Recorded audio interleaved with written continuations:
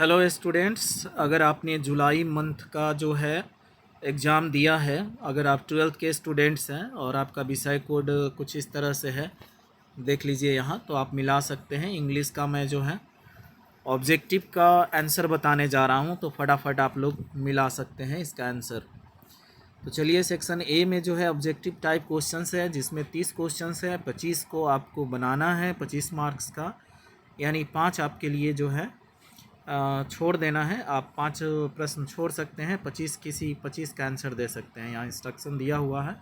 चलिए शुरू करते हैं, मिला लीजिए आपने कितना आंसर सही बनाया है। पहला प्रश्न है ideas that have help man kind.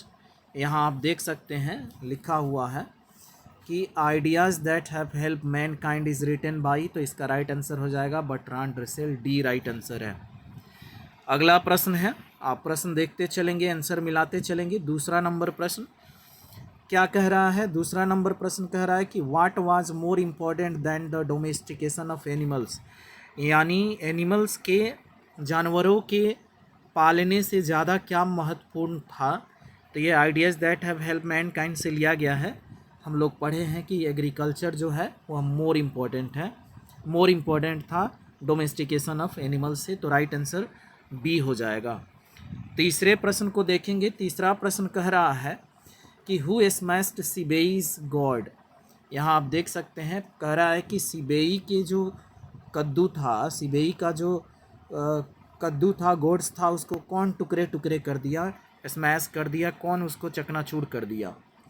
तो उसके पिताजी ने किया था। ए राइट आंसर है। 3 का राइट आंसर ए हो जाएगा, his father. A is right answer. अगले प्रश्न पे चलते हैं। अगला प्रश्न है 4 नंबर है, कह रहा है 4 नंबर कि the potter sold the god Sibei's for dash dash N, यानी पोटर जो सेवक था विद्यालय का, जो चपरासी था, वह सिबेई के गॉड को कितने एन में बेच दिया था। तो ये हम लोग पढ़े हैं 50 एन, 50 एन में बेचा था वो, तो बी इज़ राइट आंसर। प्रश्न संख्या 4 का राइट आंसर बी हो जाएगा। अगला प्रश्न देखेंगे हम लोग। 5 नंबर प्रश्न है। 5 नंबर प्रश्न कह रहा है कि what did Sibei apply to get rid of the unpleasant god smell. जो दुर्गंध आती थी, बहुत खराब दुर्गंध जो आती थी गॉड से, कद्दू से, उससे बचने के लिए सिबेई क्या अप्लाई करता था, क्या लगाता था? तो हम लोग पढ़े हैं द आर्टिस्ट में कि सिबेई जो है स्मेल आने पर, जो बदबूदार स्मेल आ रहा था, उससे बचने के लिए टी लिप्स यानी चाय पत्ती का लेप लगाता है। B is right answer. 5 का राइट आंसर बी हो जाएगा। अगला प्रश्न देखेंगे हम लोग कि इन द ईयर 1946, 6 नंबर प्रश्न है, ध्यान से देखिएगा। कह रहा है क्या चीज़ कि in the year 1946 to 1947 a large number of birds died due to, मतलब भारी संख्या में पक्षियों का मौत हो गया 1946-47 में, 1946-47 के वर्ष में। तो उसका कारण क्या था? भूख था। भूख के कारण जो है पक्षी मर गए थे। ठंडी का मौसम था, भूख के वजह से जो है चिड़िया मर गई थी। तो प्रश्न संख्या 6 का राइट आंसर जो है बी हो जाएगा। पक्षियों का मौत हुआ था भूख के वजह से। 7 नंबर प्रश्न को देखेंगे। 7 नंबर प्रश्न क्या कह रहा है कि the teacher was dash dash with Sibei's habit of collecting gods. जो सिबेई की हैबिट थी कद्दुओं को इकट्ठा करने की, उससे शिक्षक क्या था? तो काफ़ी गुस्सा था, एंग्री था, angry with Sibei's habit of collecting gods. C is right answer हो जाएगा। अगला प्रश्न देखेंगे, प्रश्न संख्या 8 पे चलते हैं। प्रश्न संख्या 8 में कह रहा है कि where does the lady die. यह पोएम से लिया गया है, एन एपिटैफ से। तो कह रहा है कि लेडी जो महिला है वह कहाँ लाई लिखा हुआ, कहाँ लेट गई है, कहाँ लेटी है? तो मरने के बाद वो ग्रेवयार्ड में लेटी हुई है, यानी डी इज़ राइट आंसर हो जाएगा। प्रश्न संख्या 8 का राइट आंसर डी हो जाएगा।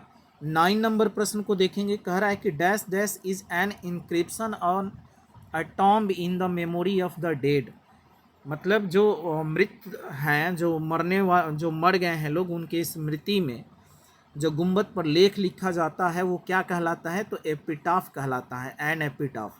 ए इज़ राइट आंसर हो जाएगा। प्रश्न संख्या 9 का राइट आंसर ए होगा। 10 नंबर प्रश्न को देखेंगे। वेरी इंपॉर्टेंट प्रश्न है, बोर्ड में ऐसे प्रश्न पूछे जाते हैं। A sonnet is a poem of dash dash lines. तो हम सब जानते हैं कि सोनेट जो होती है सोनेट वो चतुर्दशी कविता 14 लाइन्स की होती है, सो बी इज राइट आंसर। प्रश्न संख्या 10 का राइट आंसर बी हो जाएगा, 14 लाइन्स। चलिए 11 नंबर प्रश्न है, कह रहा है कि the images and praises of dash dash run through out the poem the soldier. यानी जो कविता द सोल्जर है उसमें जो छवि है और जो प्रशंसा है वो पूरे कविता में है। किसकी प्रशंसा और किसकी छवि को दर्शाया गया है? इंग्लैंड की। तो ए इज़ राइट आंसर हो जाएगा। प्रश्न संख्या 11 का राइट आंसर जो है वो हो जाएगा इंग्लैंड।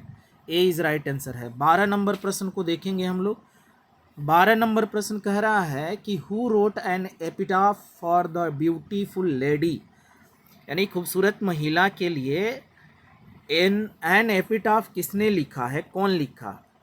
तो इसका राइट आंसर हो जाएगा Walter de la mayor. Walter de la mayor ने ही लिखा है एन एपिटाफ। तो 12 नंबर प्रश्न का राइट आंसर जो है वो हमारा हो जाएगा D. D is right answer है, वाल्टर डेला मेयर। अगला प्रश्न देखेंगे हम लोग। कह रहा है dash dash is remembered as a war poet. कह रहा है dash dash is remembered as a war poet, यानी कि युद्ध कवि के रूप में किसे याद किया गया है? तो रुपर्ट ब्रोकी को। ए इज राइट आंसर। प्रश्न संख्या 13 यानी 13 का राइट आंसर ए हो जाएगा, रुपर्ट ब्रोकी। नेक्स्ट अगला प्रश्न है however rare rare it be is from. ये बताना है कि ये किस कविता की लाइन है। कितना हूँ दुर्लभ, दुर्लभ है यह, सुंदरता को कहा जा रहा है और यह जो है लिया गया है एन एपिटाफ से। बी इज राइट आंसर है। तो प्रश्न संख्या 14 का राइट आंसर हमारा बी हो जाएगा, एन एपिटाफ। अगला प्रश्न है द डस्ट स्टैंड्स फॉर। जो मिट्टी है वह उसका मतलब क्या है? स्टैंड्स फॉर किसके लिए है? वो मिट्टी जो है सोल्जर के लिए है। सो डी इज राइट आंसर। यानी प्रश्न संख्या 15 का राइट आंसर क्या हो जाएगा? डी हो जाएगा, सोल्जर। चलिए अगला प्रश्न है choose the correct passive voice of are you reading a novel. Are you reading a novel, इसका पैसिव वॉइस क्या होगा आपको बताना है। तो इसका पैसिव वॉइस हो जाएगा कि is a novel being read by you, यानी बी इज राइट आंसर। प्रश्न संख्या 16 का राइट आंसर बी हो जाएगा, बी इज राइट आंसर है, is a novel being read by you. अगला प्रश्न है 17 नंबर प्रश्न है कि you dash dash listen to your seniors. तो यहाँ कह रहा है कि you dash dash listen to your seniors, modal verb भरना है। तो आपको अपने बड़ों की बातें सुननी चाहिए, यानी यहाँ एक सलाह है, इसलिए बी इज राइट आंसर है। शुड हो जाएगा, बी इज राइट आंसर। 17 का राइट आंसर बी होगा। 18 her sister always find fault dash dash her. कह रहा है कि उसकी बहन जो है हमेशा उसकी बहन को गलती मिलती है। इस बाई हर, यहाँ पे राइट आंसर जो है प्रीपोजिशन भरना है, यहाँ बाई हो जाएगा, by her. Her sister always founts fault by her. 18 का राइट आंसर बी हो जाएगा, बाई। अगला है कि his salary is 10 lakh rupees a year. A year प्रति वर्ष, उसकी तनख्वाह जो है 10 लाख रुपया है प्रति वर्ष। ए इज़ राइट आंसर। प्रति के लिए हम ए लगाएंगे, राइट आंसर ए हो जाएगा, 19 का ए। अगला प्रश्न है my pair of scissors dash dash not very useful. तो ये सीजर्स के साथ तो आर लगेगा, प्लूरल माना जाता है, बट जब पेयर लग जाएगा ना, माई पेयर ऑफ सीजर्स कह रहा है, तब यह बात सिंगुलर की हो जाती है। इज राइट आंसर हो जाएगा, 20 का राइट आंसर ए होगा, ए इज राइट आंसर। अगला प्रश्न देखेंगे हम लोग, चूज द करेक्ट स्पेलिंग। अब यहाँ करेक्ट स्पेलिंग बताना है 21 में कि सही स्पेलिंग किसका है। तो ये गलत है, प्रे का स्पेलिंग इसमें भी गलत है, इसमें भी गलत है, डी इज़ राइट आंसर। प्रश्न संख्या 21 का राइट आंसर जो है वो डी हो जाएगा, D is very right answer. अगला प्रश्न है कि choose the direct narration of he asked me where I was going.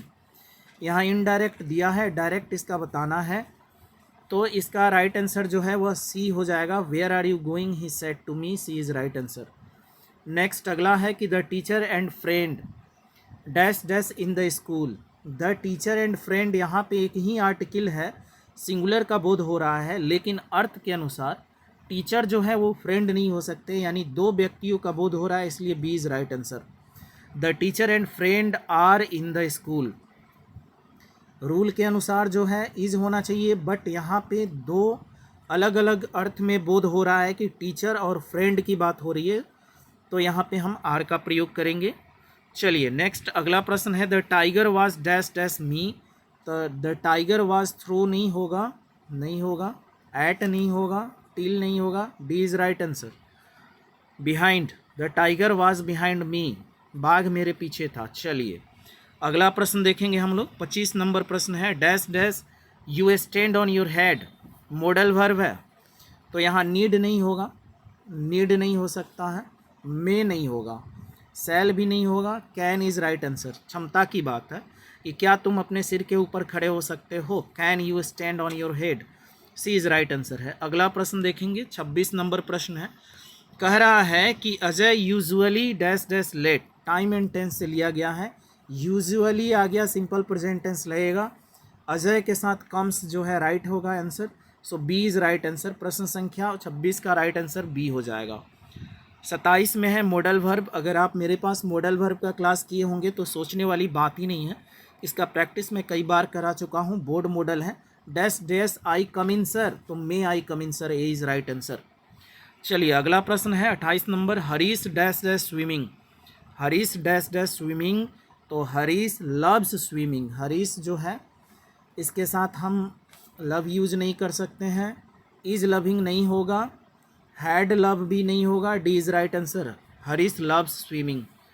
चलिए हरीश को तैरना पसंद है, बहुत पसंद है, तो लव्स स्विमिंग। चलो choose the correct active voice, voice पूछ दिया यहाँ फिर से। Correct, the match was own by India, यह जो है पास्ट इंडिफिनिट का वॉइस है। इसको देखिए हम लोग V2 का यूज़ करेंगे तब जाके यह सही होगा, तो V2 इसमें नहीं है, इसमें भी नहीं है। India on the match, yes, B is right answer. प्रश्न संख्या 29 का राइट आंसर बी हो जाएगा। लास्ट प्रश्न है कि have you dash dash, 30 number प्रश्न है कि have you dash dash Radha, तो हैज़ हैव के साथ वर्ब का थर्ड फॉर्म लगता है, तो D is right answer. Seen, C का तीसरा रूप डी में है, D is right answer, seen is right answer. Have you seen Radha, क्या तुमने राधा को देखा है। चलिए दैट्स ऑल, मिला लीजिए सभी लोग किसका कितना आंसर सही है।